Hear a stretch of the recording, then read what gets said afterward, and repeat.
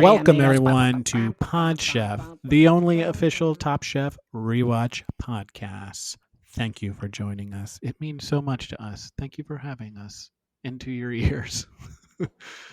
I'm your host, Reeves. I'm joined by my co-hosts, Jamal and Brian. Guys, how are you doing? How did you enjoy the episode of Top Chef?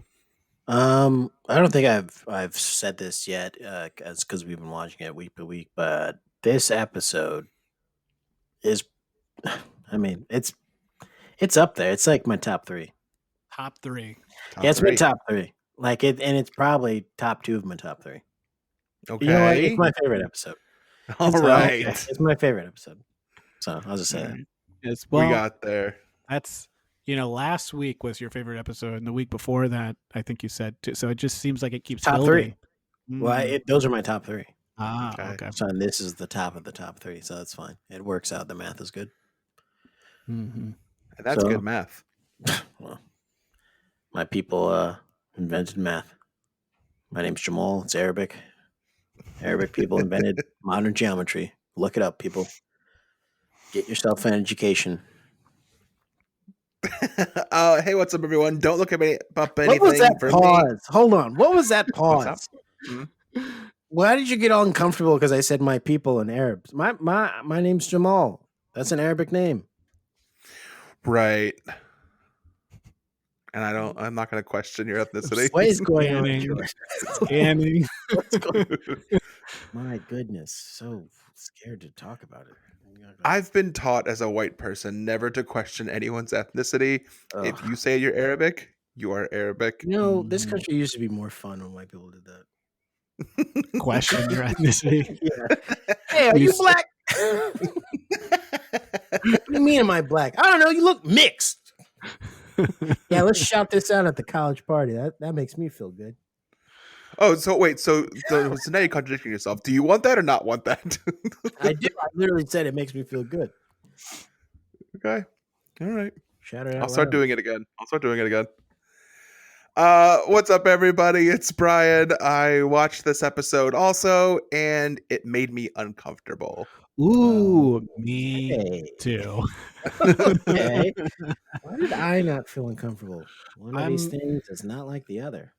I'm excited to dig into it because it's an interesting episode, the way it's presented and kind of the narrative that they're trying to tell and what I took from it. And narrative is important, by the way, because everyone's got a narrative that they're trying to sell and push. Yeah. You know, parents have a narrative. And if you are a parent and you just had a baby, and you can just feel something being forced in. Just congratulations and my condolences. I think it's important that we all get our narratives out before we go any further. My narrative, of course, is the hero's journey. I started as a little baby boy, and I have faced adversity, but I'm going to overcome it. And by doing so, I'm going to change myself, and the people around me will be changed forever. And it's my, what's the word? I can't think of the word. Prerogative? No, it's some like foreign word that like means that thing. You know what I mean? I don't know. I might cut this. This is shit. I still think I think we should keep it in. Okay, my narrative is be water, freaking Bruce Lee. Be water, be smooth like water, be effortless. That just blew my fucking mind. Yeah, man. Be water. We talked about Bruce Lee last week too. We did. Getting freaking beat up by old Brad Pitt. What a bummer. That part bummed me the fuck out in that movie, which was also too. I haven't seen that movie yet. I did watch Tenet for my birthday. A friend was nice enough to get that for me for my birthday. I watched it with my headphones twice. I liked it liked it better the second time I watched it, but I still didn't fully get it. But I don't know. I didn't hate it. That's my review of Tenet. I haven't seen it, and I'm not gonna see it. Yeah, well, I'm not going to see it until I can see it in the movie theaters because I think Christopher Nolan said that he would kill me if I saw it at home. Something along It those was lines. it. I mean, it was out in theaters. You could have gone. Why didn't you go? Yeah, it was pre-COVID. Oh. Well, I think how he explained it to me was, listen, if you go, you will die, but if you also watch it at home, not in will a die. movie, you will also be killed by me. Okay. Kind of a damned if you do, damned if you don't situation. Yeah. A real leave it to Mr. Beaver, if you know what I'm saying. I do. Damned if you don't. Damned if you do. Mm-hmm. Mr. Beaver. Mr. Beaver. So to our fans, again, rate and review this podcast. One person gave us 5 stars. Nice. Still no reviews. Nice. Look, if it's because you're embarrassed to say what you had for dinner last night, make it up. It doesn't matter. We'll never know. Brian does every episode. He makes up what he had for dinner. Yeah, I actually cook 4-course meals every night that are full of vegetables and fresh meat and produce. He's doing. And then I come in here and I pretend. Yeah, he's doing a bit. Okay, guys, it's a bit. I'm actually super healthy. Day. Jesus Christ, he's not eating a pizza every fucking day. He's not eating sloppy joes like a fucking prepubescent boy every fucking week. Come on. I would weigh like 300 pounds if I did that. He would weigh like 300 pounds if he did that. Speaking of that, what did you guys have for dinner last night? Yeah, 275, 280. No, I'm over 3 easy. Oh shit. Yeah. Brian. COVID has been very, very good to me. Ooh, and that's the title. Do of the I have to cut that? Yeah, that's the title of the episode. COVID has been very, very good. That is the new title. Last night for dinner, chefs, I prepared for you a turkey sandwich on sourdough with Swiss cheese, mayo, mustard, roasted red peppers, and some hot and spicy Cheez-Its on the side. Ooh, a little side of like that feels like a gas station challenge. It does, the sandwich did sound good though. I have a question. When foods say hot and spicy, now isn't spicy food hot already? So you're saying it's redundant? A little bit, isn't it? I guess so. Because if you're getting something that's hot and spicy, isn't it already hot if it's spicy?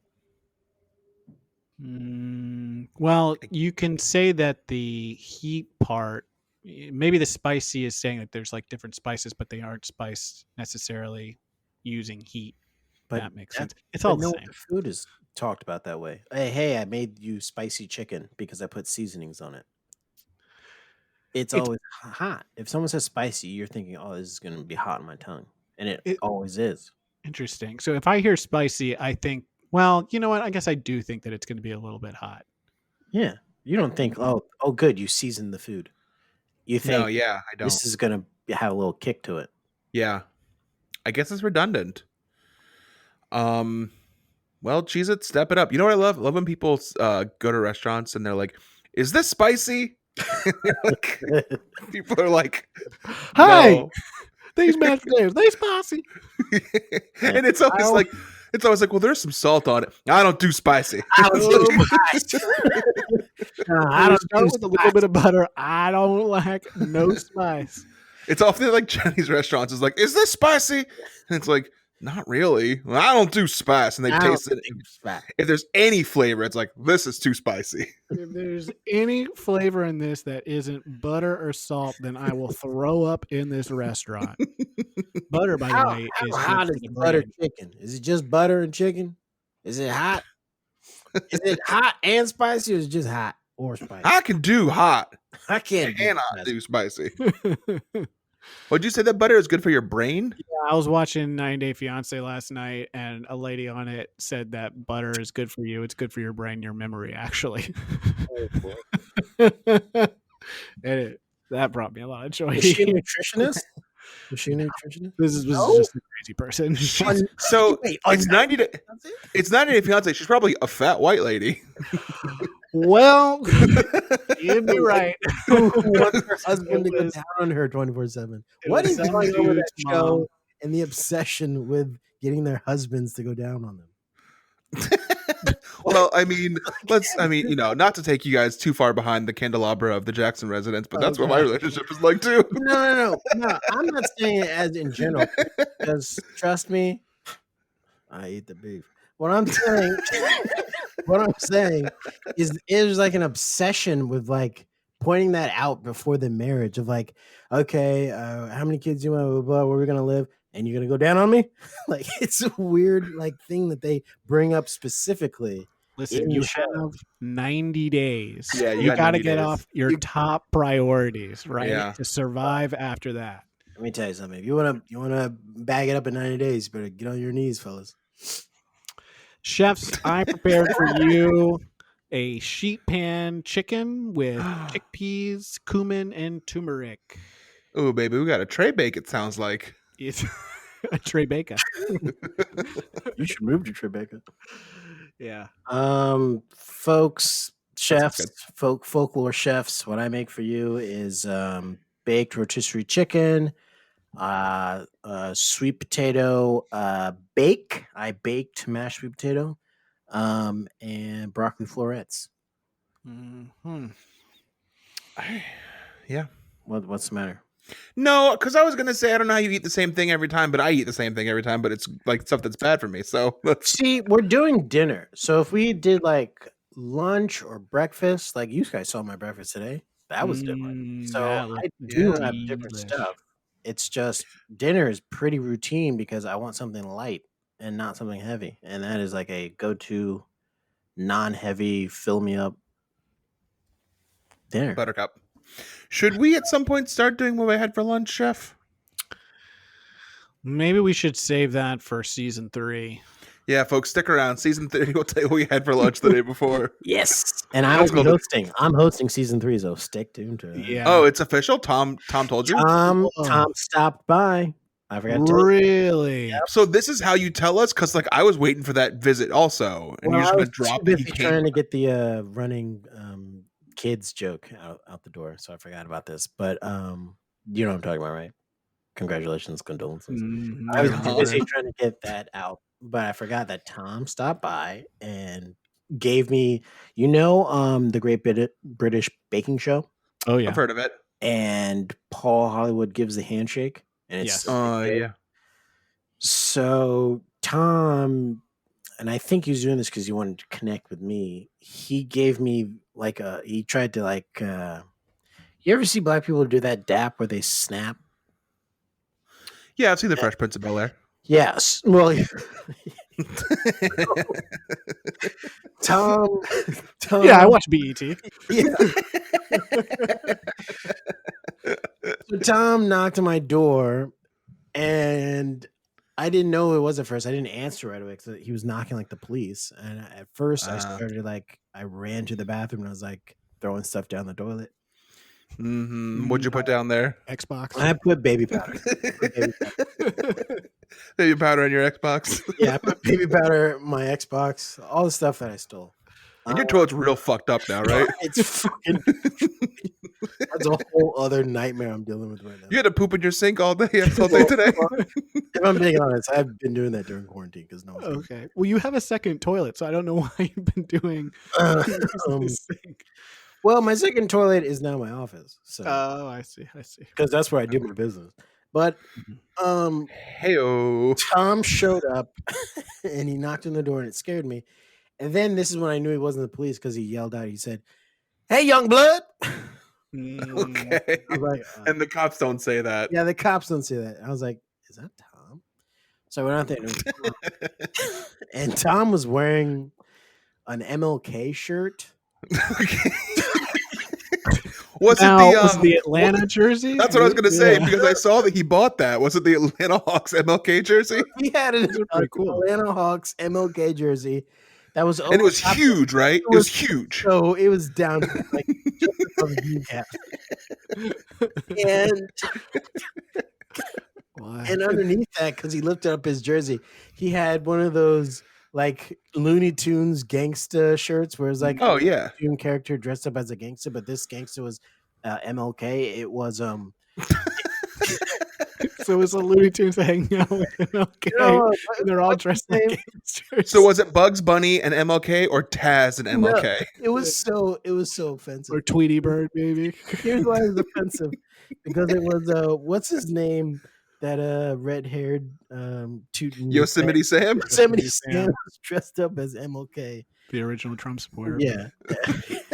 And I said, oh, you're subverting some stereotypes there, Tom. He's like, word. So I said, what's up, Tom? He's like, yo, peep this, Fresh. I was like, why are you talking like this is like the late 90s? He's like, yo, peep this. I like what you're doing on the podcast. I'm trying to hear more of you. You feel me? And for a lot of the conversation went like that, and I didn't understand most of it because I don't talk like that. So it takes me, it hurts me when I talk to other Black people in there, and I gotta like really listen because I'm like, I don't know what half the stuff you're saying right now. But he did that, and then he dapped me up, and that took me for a surprise too because I didn't know that he knew how to do that. But he basically was like, I want you to be the host for season 3. You've always been my boy. I'm trying to give diversity an opportunity. I'm trying to give diversity an opportunity. That's what he said verbatim. He said, I'm trying to give diversity an opportunity. I said, Tom, that makes it sound like I am the diversity that you're trying to give an opportunity to. And he said, yeah. Yeah. But you get what I'm saying, right? I said, okay, yeah, I'd love to host. And I asked him, what do you think about Reeves? And he said, oh, Reeves is brand loyal. Reeves is good for the brand. And he said, well, why do you want to make the switch now? He said, well, Nike backed Kaepernick. And he said, you have often been kneeling during the opening song of the podcast. That's true. That's true. And Brian and I keep saying we're going to put our hand on your shoulder as soon as we can do that and it's safe. We'll do that. Otherwise, we will continue to salute. So he said, I want to support you in your endeavor because boy, did I look stupid in season 1 when you were kneeling and I wasn't in support of you. So now he wants to be supportive and he just wants to give me more time on the podcast to host. So I'm looking forward to it. Wow. And then he got back in the big body Cadillac that was slammed to the ground and drove off? Yeah. Here's the thing, though. You know my driveway, right? He jumped the fence. He jumped on top of my car, then jumped the fence, and then slid across the hood like an action movie style. And he said, and I'll never forget this because it didn't make sense when he yelled it to me. He said, stay caramel. Okay. No, he didn't finish. Hold on. He said, stay caramel, and then pointed at me and said, don't burn. This is a very different interaction that you had with him. Okay. I thought it was crazy. I was like, why is he acting like this? He does not act like this with you guys, right? No, not at all. No. The last time I talked to him, he did say he was going to watch Soul Plane, though. That's because I introduced him to a couple of old Kevin Hart tweets, and he was like, I like these. Yeah, you showed him the good stuff. The old Kevin Hart ones are the good tweets. The new stuff, the ones that got him kicked off the Emmys, those are the ones you showed him. I showed him his old stuff that got him all his gigs. Well, I got to say, I'm happy for you, but disappointed for me because I guess I'm not going to be hosting next season. There's always season 4. That's true. This works out great for me because I hate hosting. It's not great for me. Not a good fit. So that's something to look forward to if you're one of the listeners. Next season, I'm hosting, and I'm sure Tom will be paying me lots of visits. So there'll be lots of stories like that to look forward to. Yeah, if you like that story. Yeah. Stick around. Wow. So we got to talk about freaking Top Chef.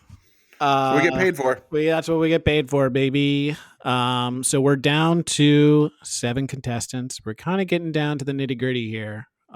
People are falling off left and right, and we only got a couple of people left. Some people are removing themselves left and right. This is the season that's had 2 people bow out. That's true. Yeah, and then there was one episode where Tom got rid of 2 people at once, right? Yeah, That's that true. was, episode 5. Josie and Emily, both of you, get out to pack your bags. Pack your bags and get the fuck out of here. That's what the original ending was. They had to cut that, though. They said, this is Bravo, Tom. Come on. Yeah, this is Bravo, and then also put the pack your bags part.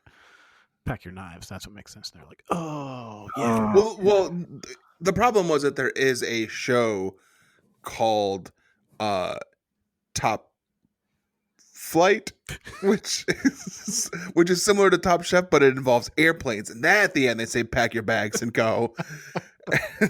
And they got sued for it because they did say pack your bags and get the fuck out of here. But then Top Flight sued them. Top Flight is also this is great. Top Flight's also the Top Flight. I want to know more about Top Flight. They're also a tag team in AEW, but they're also getting sued by Top Flight, the TV show. Nice. And for those of you that haven't seen Top Flight, it's like Brian described, it's a competition show to see who can fly the best. It's just a series of competitions, elimination competitions, where they have to do weird things.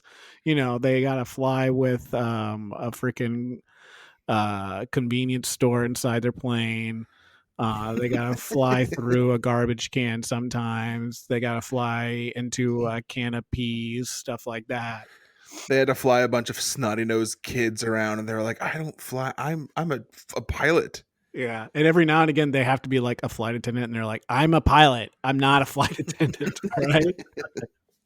I don't know the safety thing that they say at the beginning. I never learned that. Anyway, enough of that mapping game. Tough Flight did make me giggle. So we see Marcel and Alon. Is it Alon or Eon? I thought it's Elon. Elon. Am I saying it wrong? No, I think you're saying it right. It's Elon and Elia. I'll do this joke again. It's pho. Big laughs from the old listeners. Big laugh. Yeah, I think it's like Elia and Elon. Like having 2 of those together hurt. It's hard for me. I don't read books. For the old listeners again, there's no toes in this episode. Yeah, there's no toes. All you feet freaks. all you toe bros. All you toe bros, all you feet freaks, all you toenail nymphomaniacs. Wow, that could have gone a couple of different ways.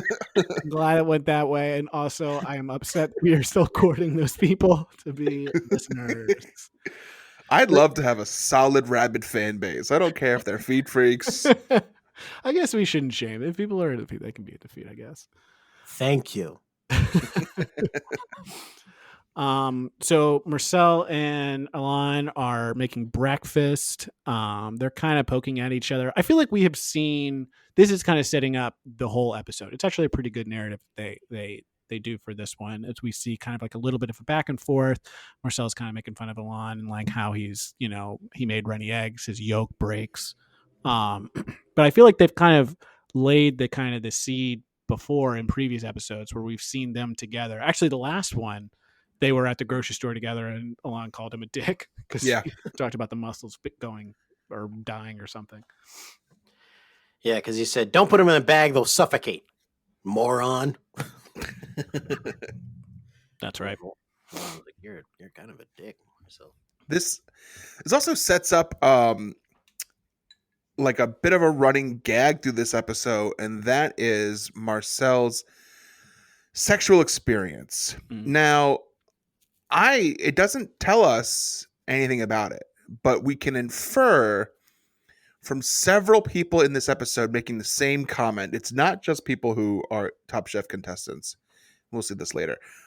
But it starts with this comment that Alon makes here. You're stuck with each other. When you broke your yoke, you disappoint me. At least I'm not a virgin. Okay. Ooh, good luck coming back from that one. Yeah. And so anytime I want to win an argument with someone, doesn't matter what we're talking about, I'll just say, at least I'm not a virgin. And that usually shuts them down. But see, the problem with that is there's a pretty decent comeback for that. Which is what? Hit me with it. I've never heard it. Go ahead. Oh, well, so if someone were to say to me, like, at least I'm not a virgin, you would say something like, well, that's not what your mom told, like that's not what I think your mom would tell you different. Something like that. Why would my mom tell me different? Because I had sex with her and lost my virginity to her. How old were you when this happened? Yeah, how old were you when this happened? Because my mom's always been pretty old. This would have been like 13, I think, when I would have said something like this. Jesus Christ, my mom's a predator. Yeah, that's a legal thing. That's fucking disgusting, really. I don't know why that's something to brag about. Like, well, see, no, look, in 2001 and 2006, a year doesn't make it less illegal. Well, people didn't care about it as much back then. You could make jokes about having sex with someone's mom, and nobody would say like, "Oh, she's a predator." They would just be like, "Oh man, not cool." And that's what I would have said if someone made that joke. But back in 2001, I mean, when I made the joke, said, "Well, at least I'm not a virgin." People like dropped their books, threw their bookshelves, lost their minds. Were like, "Oh, oh shit!" So that was like my existence with it. But wow, your comeback would be, well, that's not what your mom said, because I, a 13-year-old, had sex with your mom. Yeah, I mean, Marcel could have said it when it made sense. If Marcel would have said it back to Alon, it wouldn't have been predatory. It would have been funny. So I think he didn't say anything like that because he had a fear of being attacked, which we find out later in the episode may have been a real thing that could have happened at some point.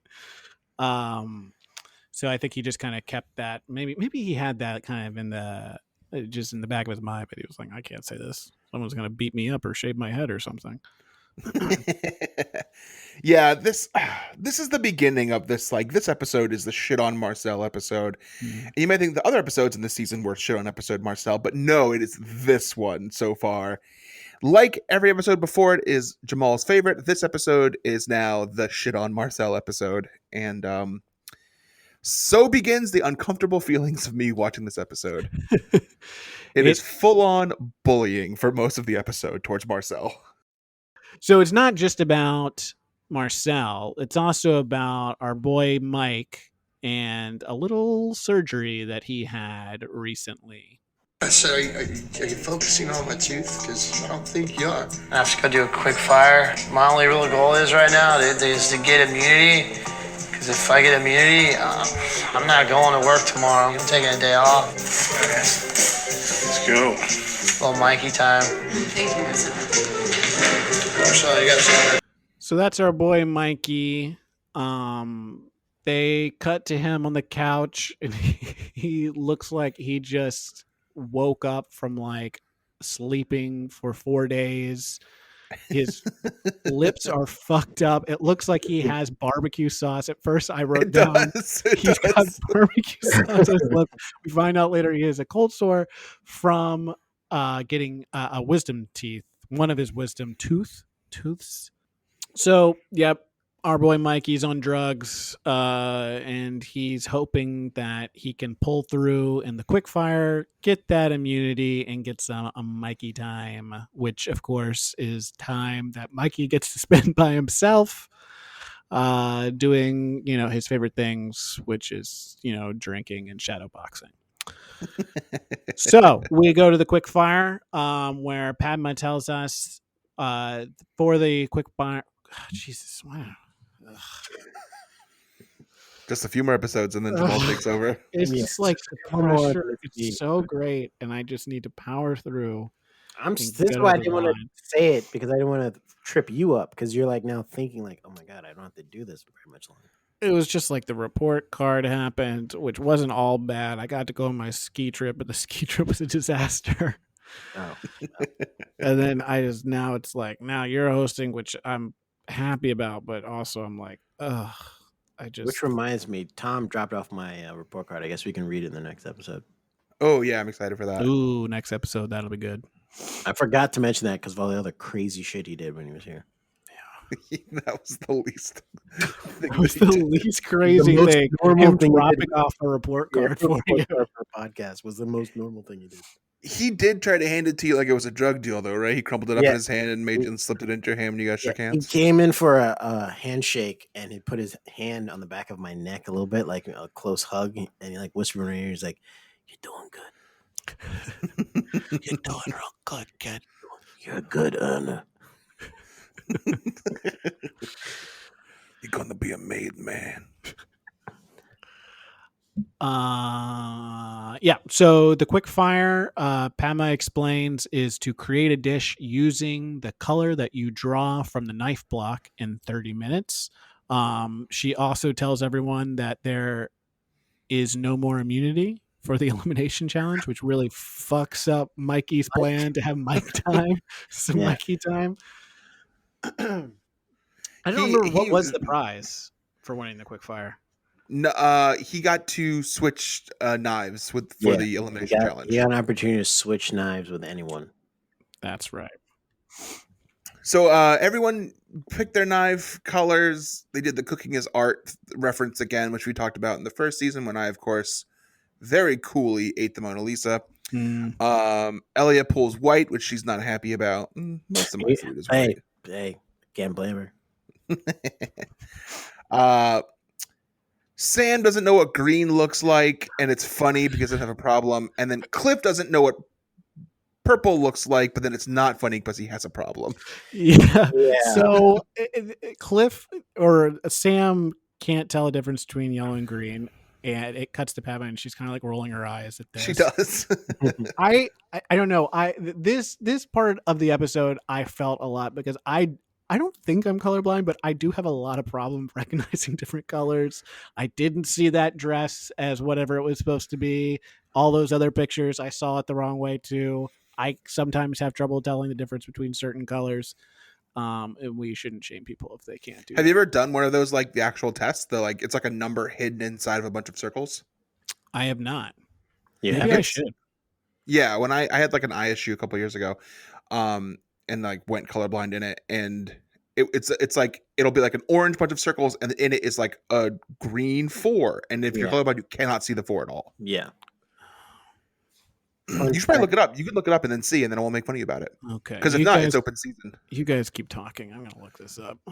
Right. So, Cliff says he's colorblind, so he doesn't know what the color purple is. Which to discuss Cliff a little bit here, I wanted to say that's a pretty forward-thinking, like for Cliff to say he doesn't see color, I think is a pretty big deal for the rest of the cast. You know, it kind of sets a tone. So then they're all allowed to say that now. Yeah, I feel like if Cliff says it, it's almost like have you ever had a bald friend who said who would make jokes about bald people, and then he'd be like, "Hey, it's okay if you want to make jokes too." He like gives you a pass. Yeah, don't give me the green light for that. I think Jamal gave me the green light for that. Jamal's currently bald. He shaved his head, and I have taken full advantage, probably to my detriment. Yeah, it's been a lot.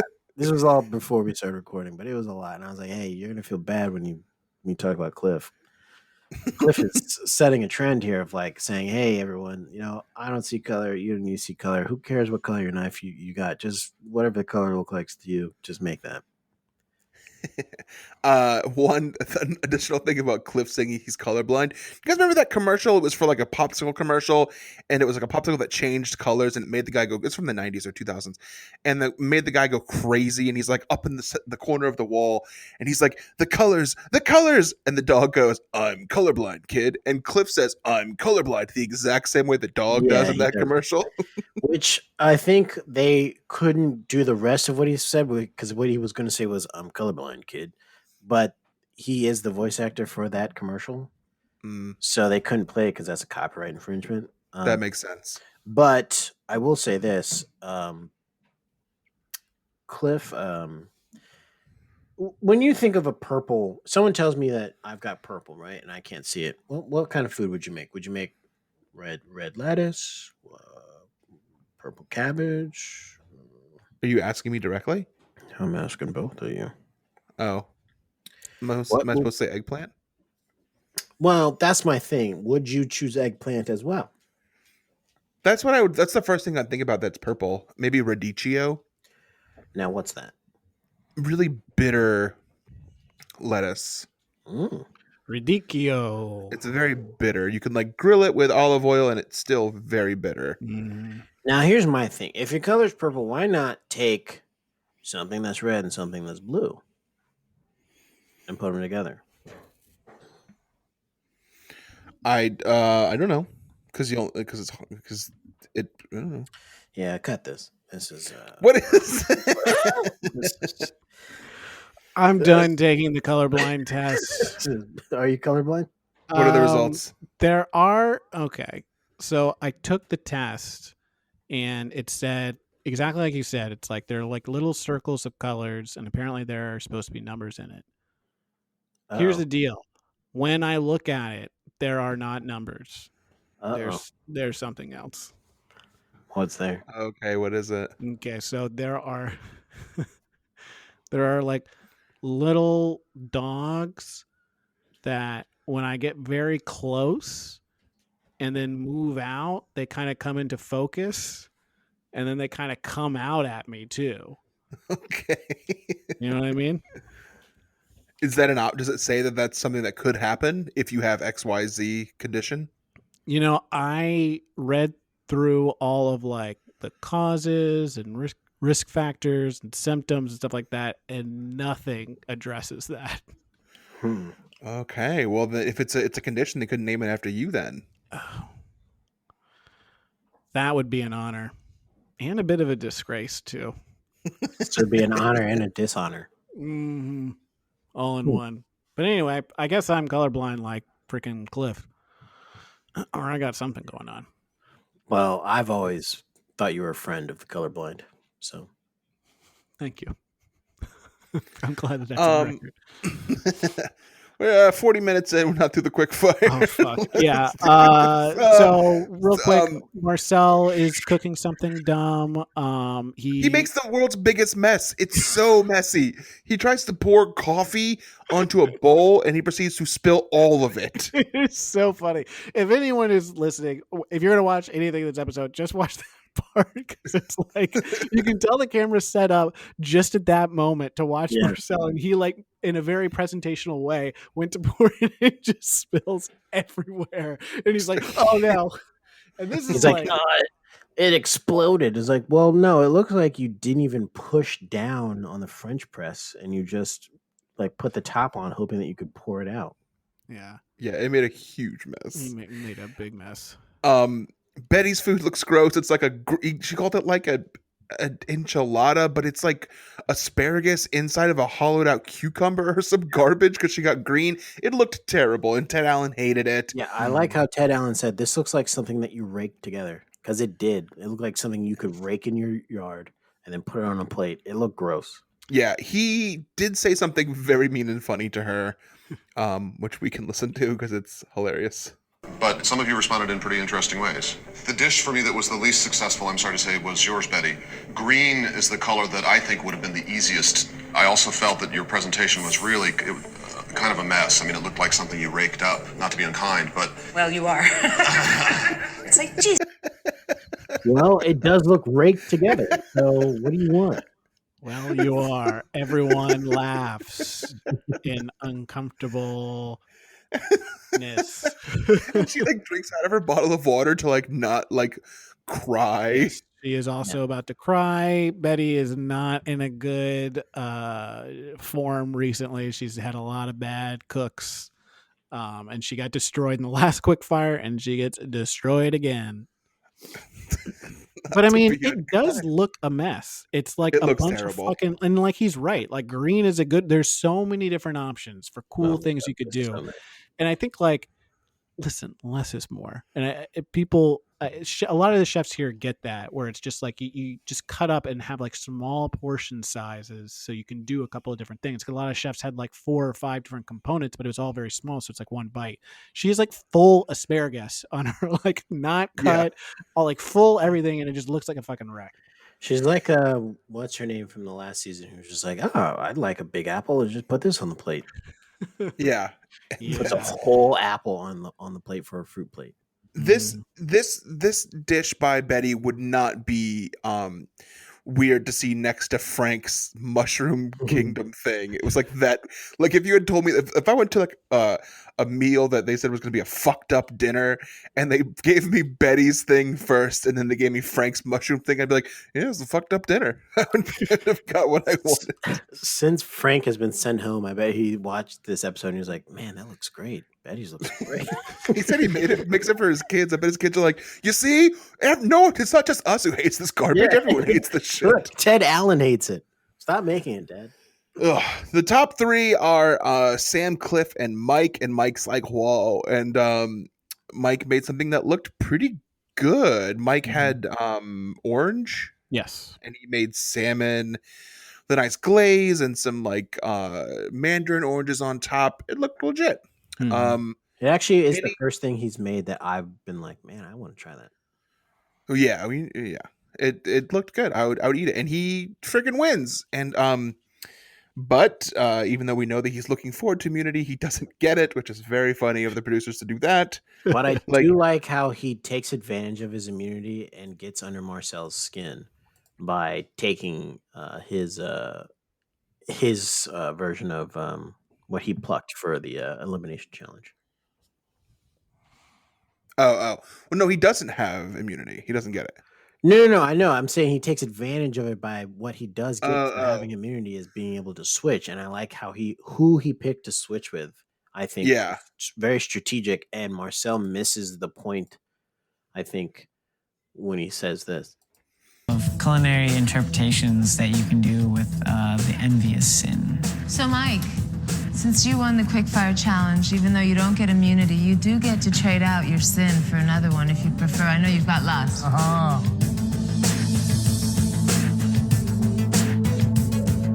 I'll take envy. All right. Fair enough, huh? Fair enough. Mike switches envy for lust with me, and I thought he just like gave away a gold mine. I mean, to have lust and give it up, I mean, it's crazy. So they get to pick from the 7 sins to figure out what you have to make, and it has to inspire your food for the elimination challenge. And clearly Marcel gets lust, and Mike pulls envy. Yeah. Well, am I saying that right? Mike pulls lust. No, Mike pulled lust. Yeah, envy. Mike pulled lust, and Marcel pulled envy. And Mike, of all the ones he could have picked from, he could have had anger, pride, gluttony, greed, or sloth, but he decides to switch with Marcel, which at first I was like, oh no, I thought this was going to come back and bite him in the butt. But it's good. But it's also like Marcel's not understanding. He had envy for 2 seconds, and he's already like, he was lusting after lust, and he got lust. And now he's like, he says, Mike, why would you give up? You trade lust for envy? I just think it was a very good play on. I don't even think Marcel realized he was like doing a little play on words there in the 7 sins. I thought he was like to have lust and to give it up. It was just like this. It was almost romantic sounding, like to have lust and to give it up. Like the way that he says it is kind of like everyone gets that was the good one, but like I listened to all of them, I'm like, they're all the fucking same. I don't. There's not like a layup one in my mind, but he's like, gave up lust. Duh. Everyone knows lust is the best. Everyone wanted lust. Also, do you think that Mike quietly, because he doesn't really like openly pick on Marcel, do you think this was his way, since he couldn't talk very much in this episode? He was like, I'm going to point to the fact that you're a virgin again. I hope not. By giving him lust, knowing that he couldn't pull it off.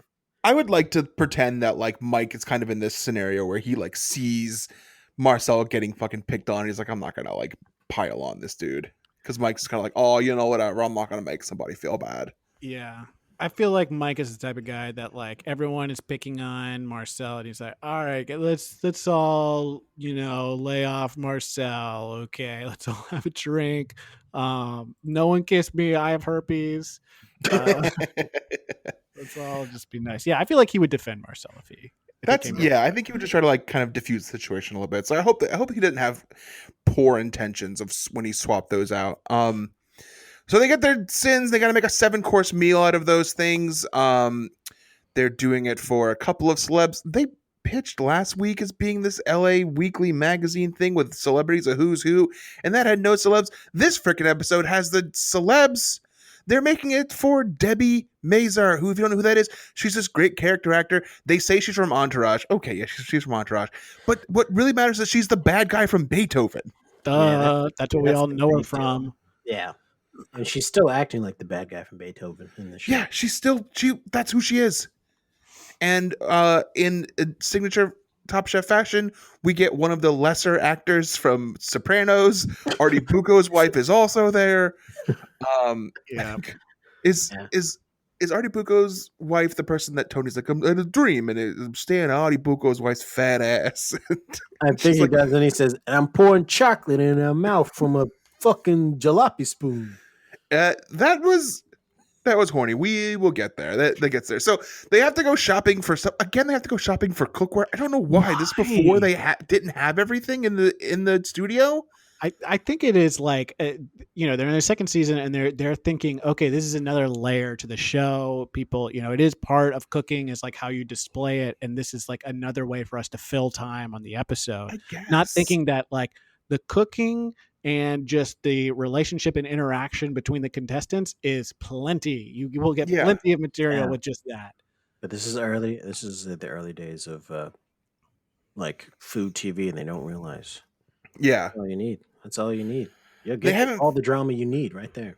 They haven't figured it out. Like we would have got this argument, but they're there, and apparently Sam gets a discount when he's checking out, which I guess he says is something that happens all the time when you go by like those stores. And Marcel's like, we're not supposed to get discounts. And that sends Sam off the fucking deep end. Sam loses his mind. Yeah. Before this, he like calls him rat boy, talking behind his back. And like Marcel kind of stands up for himself. But then like he full on is like very mean to Marcel in public. Mm-hmm. And it just like and everyone chimes in. No one's on Marcel's side. Yeah. And it's like, it's just so uncomfortable to watch. Cause like, Marcel has that he's like trying to like kind of fight back, but then he's like, there's no point. Just like eat it. And it really is hard to watch. Yeah. Yeah. And also, I don't know why Sam ripped his shirt off. Well, Sam full on hulked out. Yeah. He like got so angry, ripped his shirt off, took out his top knot. And I was like, what is happening right now? He took off most of his bracelets, not all of them. No. They were taking too long. He took off most of them. That much time. Sam tells Marcel that no one wants to be around him.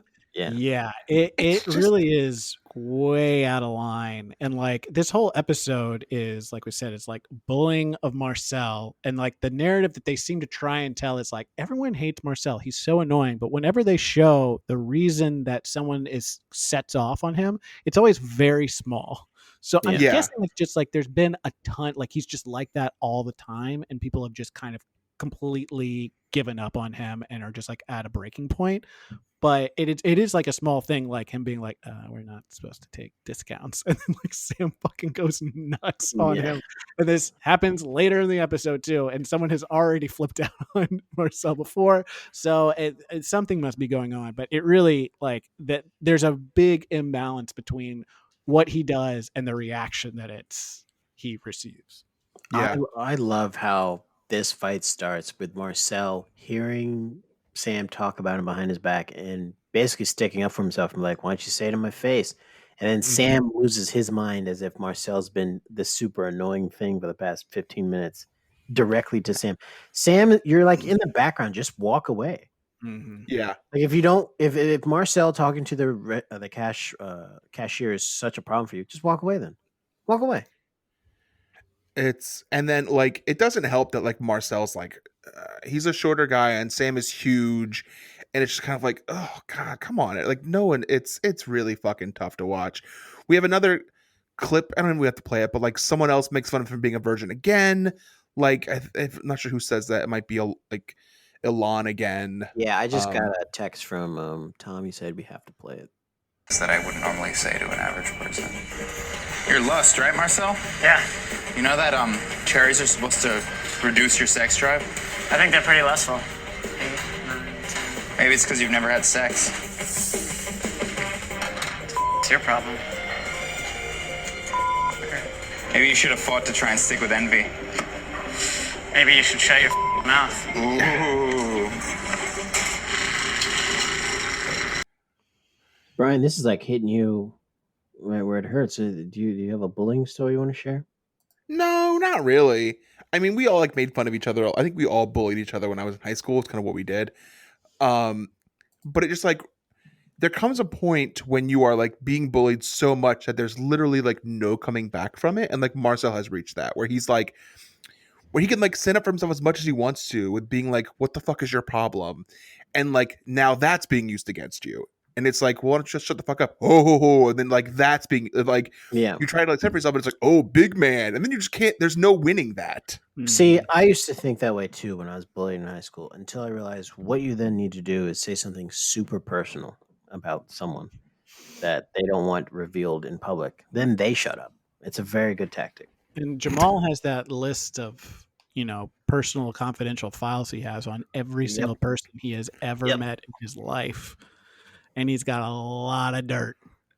So when I was bullied in school, here's what I said.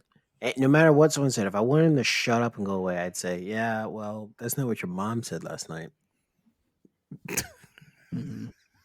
You gave me shit for having that comeback earlier. Yeah. Well, I think with Marcel right now, it's clear that, I mean, everyone is ganging up on him, but he, like you said, like he's reached kind of a breaking point, and it like that, the interaction we just heard is like, Alana is clearly trying to poke at him. Like he's trying to make him flip out again, which is just like, it is upsetting. Even if Marcel is rude and annoying and pretentious and stuff like that, no one deserves to be like bullied by everyone that they live with. Yeah. Provoked in that kind of manner. In a house they didn't get to pick their roommates either. So. Yeah. It's really shitty. So they're cooking for stuff. I don't know what else worth talking about here. Mike wants king crab because king crabs are proud, but they don't have king crab, so he gets like trout and salmon. Then when he's explaining it, he's like, "Oh, it's trout because the trout envies the salmon because the salmon's bigger," and it doesn't make any sense at all. I love this accent you're doing. I love this impression of Mike you're doing. I'm nailing it. Yeah, but also he does the crab because remember he says, I'm gonna do like some fake crab and then some like real That's crab right. because the fake crab's envious that it's not real crab. And I was like, oh god, that sounds terrible. No one likes fake crab, but give him either just do two different real crabs or no crab. And I was so happy when they didn't have crab. He probably lucked out. Yeah, I think he would have been in a lot of trouble. But he does try to get Sam to present his dish for him at the table, but they all demand for Mike to come out, and he's like, "Oh, okay, I'm here. My mouth's all fucked up." And if someone cooked my food, and they came out and they'd be like, "I made your food," I'd be like, "Oh God, you did? you touched this?" I did have respect for how he tried to get Sam to bring his food out because he said, "You want to know how I got these scars?" And we're back on the Dark Knight. Freaking the chaos, man. So he comes out, he presents his dish, and then all the judges and everyone in the party try it, and they like it.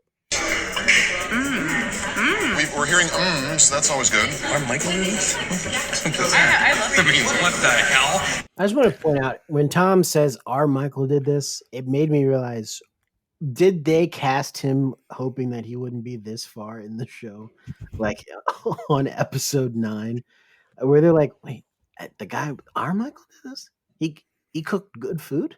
That's on the cooking show? That's crazy. He was the gag guy. He was the guy. He was supposed to be out like week 4. I think Mike has the ability to bring out this parental feelings in a lot of the judges towards them, where because the way that Tom cuddles up to Pam, and it's like he's like very our little Mikey, this salmon. I mean, he cooked salmon earlier. He did it again, and it's great. So he must be very good at cooking fish. Good for him. I mean, they like Tom put Mike's dish up on his fridge, and he said, "Look here, buddy, it's up on the fridge, huh? Look what you did there, kiddo. Keep it up, keep it up." He keeps calling him pops too. He does. Yeah, there's a big father-son relationship thing going on. Everyone's helping each other out in this elimination challenge. It's really good, except then everyone basically says they're not going to help Marcel because Marcel was yelled to stop by the producers, I think, and then so he yells at Betty to stop doing something, and then they all are just like, "Oh no, we hate you," and it again, we feel terrible. But he does get his dish out, which is like a cherry tart. Artie Bucco's wife makes him serve it to her. Full on, like puts a cherry in her mouth and pours chocolate into her mouth. It was very sexy. He missed an opportunity here because he could have just poured the sauce just completely all over. Instead, he just took a spoon and ladled it into her mouth. If you want to know sexy, you take the chocolate, you pour it all over someone, you rub it in, you really get sticky. That's what people want. They want to get sticky. Well, that's true, but he also could have been very aware and afraid that if he'd gotten all over her, she'd have had a chocolate meltdown. Mm-hmm. Oh, yeah, that's true. Yeah. And Cliff doesn't want to see another one of those. Well, not that he'd see it. Plus, Marcel was probably very nervous because he's a virgin and he's this close to. He's never been that close to a woman before. He's never been close to a woman who's asking him to put something in his mouth. Hi-yo! So then Debbie Mazer, our guest host, also makes a freaking comment about Marcel's sexual experience or inexperience, as it may be. Marcel is into foam. We have had foam at every meal. I think it looks like cat spit. But I just feel like the dish was prepared by somebody who hasn't had as much sex as he really needs to make a dish feel like you really want to. They're also very drunk again, clearly. Yeah, that's another fun thing that happens a lot in Top Chef at these dinner parties that they have to cater for is you can see the guests get progressively drunker because they get more like brazen with their comments and sometimes abusive towards the contestants. It happens every single time they have these dinner parties. Yeah. They're all wasted. They should limit what they drink. They should be like, you have one or two. And then a real dick move is when Elan serves his food, which is also a dessert. Him and Marcel both did desserts. Yeah. He says, like, here, it's that chocolate cake with a such and such. And just a little note is that cherries drop your libido. Yeah, I didn't understand. I mean, that's like going way out of your way. Yeah. How does he hate Marcel that much? Well, you know what it is. I mean, when he first got there at the very beginning, he said, "Want to see my knives?" Which, it sticks with a guy. Well, he says, like, I think it's up in this clip later. He's like, when I first met you, I wanted to slap you. And that's so, I mean, like, and you know what, Marcel, honey, they're just jealous of you, sweetheart. Yeah. Yeah, they're just jealous. They're jealous of you and how great you are. Okay. They're jealous of your foams. They wish they could do it. They don't know how to do it. I think it is that like group mean mentality of like a lot of people didn't like him and then it kind of all came out that they all don't like them or they all realize that they all don't like him and then they all feel kind of like emboldened to like just openly bully him now. It feels like it's like the gates crash and it's like, well, just everything we could just do whatever we want now. We could just like bully this kid. Yeah. They watched Betty do it, then they saw Sam do it. Now they're seeing Elan doing like, okay, we all can do it finally. I guess this is okay. It seems at least like so far Ellie has been kind to him, or at least like not openly aggressive to him. But I do want to say, not to spoil anything, but she even gets sick of him. There's stuff coming up. Yeah. Jumping ahead to the judges table, thankfully Tom does call out Elan when he's out there in the bottom three. But for a quick, the top are Elia, Mike, and Sam. Mike wins. Mike takes it home. They're advocating drug use while you cook. They call out that he was like on Vicodin, I guess, the entire time. And then he won back to back. So I guess he's very good cooking when he is on drugs. So then the bottom three is Marcel, Betty, and Elan. And they say like, why did you like slam Marcel's dish out there? And Marcel is just now learning about this. And he's like, oh, just like having a little fun is like clearly like when you're called out for being a bully and you're like, we're all having fun. We're all doing it. And it's like, no, it's just you guys being dicks.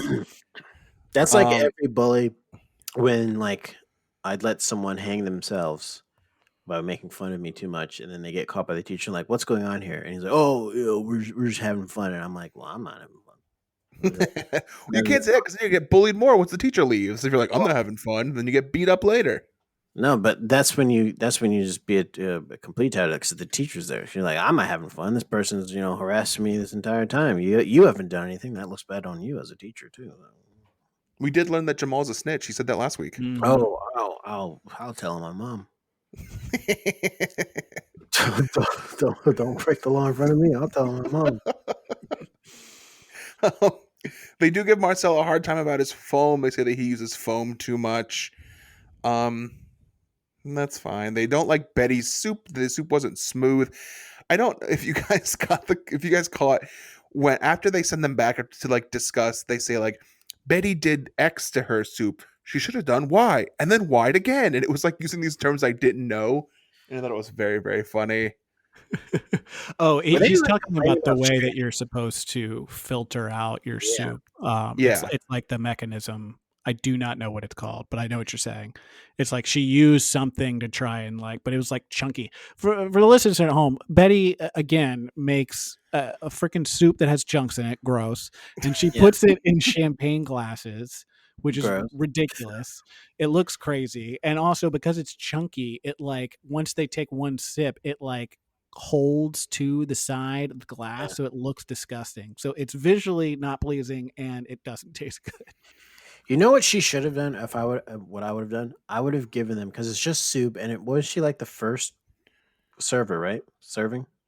No, she was the first was Sam with his ceviche, and then it might have been her. What I would have done with her because she's doing 3, instead of putting in the champagne glasses, I would have put it in those spoons, those big spoons that are like enough for one bite. Like you can put one jumbo shrimp in there and something, and it's like one whole bite. I would have put just one serving of each soup in those spoons, and that would have at least looked better presentation wise.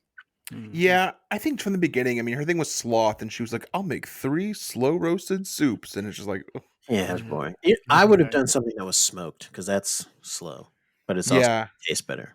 I forget how much time they had, but if they could have if you could slow smoked something, I would have smoked something. So they do the thing where they ask them who they think should go home. And Betty screams out, Carlos. Carlos has to go in there. Like Carlos is out of here. She's like, I want Carlos out of here. I want him out of here. And she's like, well, then Marcel's gonna go. Yeah. And then Alon throws Marcel, typical on game, throws him under the bus too. Yeah. And then they get to the back. And they don't know yet who's eliminated. And so the other contestants back there are like, how did it go? And then Alon and Marcel start getting into it. We had some bickering back and forth about how we all hate Marcel, and they both said that they thought that my dish was like the worst and that I should go home. I tried your gelée and it tasted like cherries. Not really. And I just totally lost so much respect for you. I mean, granted, I only had about this much left for you. What's really funny, Marcel? The first day I got here, I wanted to smack you across the face. Why don't you go to a new school, learn some go to France, go to Spain, go travel, go relax, go learn how to use some salt, paprika, come back to me. Come to New York, maybe I'll show you how to cook a little bit. I'll show you how to grill something. But until then, shut the up, keep making your foams, and go cry in a corner. So yeah, that's classic bully, by the way, of as soon as the person who's being bullied sticks up for themselves, now the bullier is trying to act like they're the victim and be like, you know what? Why don't you change schools? You don't like it here, go back to your own country. But it is nice that he told him to take a nice, relaxing vacation. I thought that was a nice little thing. He said, you know what, Marcel, you look a little stressed. You're a little high strung. You need to take a vacation. Spain, I heard, is beautiful. Yeah. And then Cliff's in the background, like, why is everyone wearing red jackets?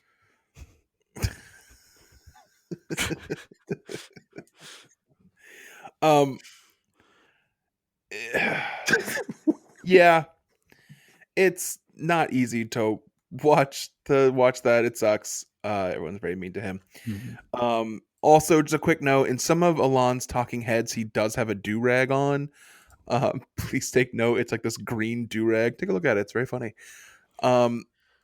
So they come back in, and Betty is the one who's getting sent home for her yucky soups. Betty, please pack your knives and go. I had a wonderful experience. Thank you so much. We've loved having you here. I love you. Thank you very much. Pleasure. Thank you for everything. Really. I wish you every success, Betty. You're welcome. Good night.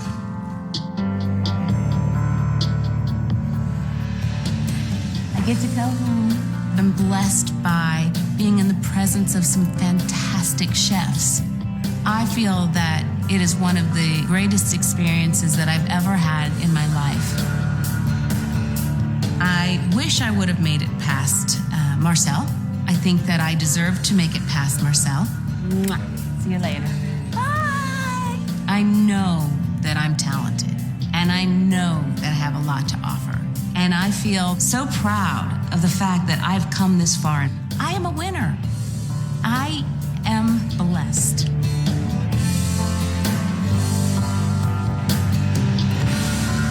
Yeah. So again, someone doesn't know how the rules work. You are not a winner. You freaking lost. You cooked a bunch of shit. You cooked cat shit in one episode, and everything you've cooked since has been pretty much garbage. You seem like an all right pastry chef, but everything else has been garbage. Yeah, you also picked Marcel on your way out, which is mean. Yeah, what was that awkward? Like, wouldn't even handshake, wouldn't even look at him, even though she like saw him at the corner of her eye. I was like, I know you're there, but I'm gonna ignore you. And then you could tell like Marcel kind of like half goes to say like goodbye or say something, and she doesn't, and so he just kind of like smiles and just kind of like looks down. It is. This episode is hard to watch. There are parts that are very embarrassing to watch. Yeah, it's top 3 for me. She's gone. Betty's gone. Her legacy is she got a soup and a grilled cheese and a TGI Fridays, or was it Chili's? I don't know. They're all kind of the same. Yeah, TGI Fridays, I think. But yeah, that's it. That's the episode, guys. Betty is gone, and everyone hates Marcel, and that's it. That's it, y'all. That's it, y'all. I hope you like this episode. Rate and review. We'll be back next week. Jamal's report card. We promise to do it next week. Yeah, next week. It'll be there. Top of show. Until next week, we are going to pack our knives and go.